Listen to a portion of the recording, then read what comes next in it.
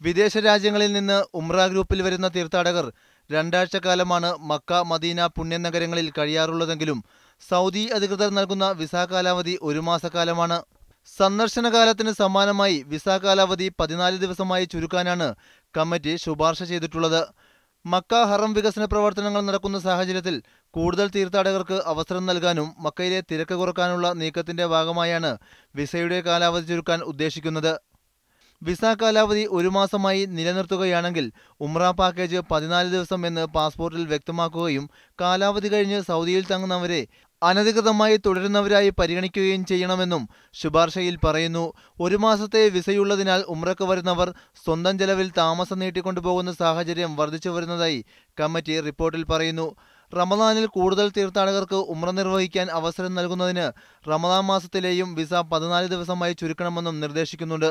കഴിഞ്ഞ വർഷം 5 ലക്ഷം പേരാണ് റമദാനിൽ ഉംറ നിർവഹിച്ചത്. ഇത് 10 ലക്ഷമായി ഉയർത്തണമെന്നാണ് കമ്മിറ്റിയുടെ നിർദ്ദേശം. ഈ സീസണിൽ 60 ലക്ഷം പേർ ഉംറ നിർവഹിക്കുമെന്നാണ് സൗദി അധികൃതർ പ്രതീക്ഷിക്കുന്നത്.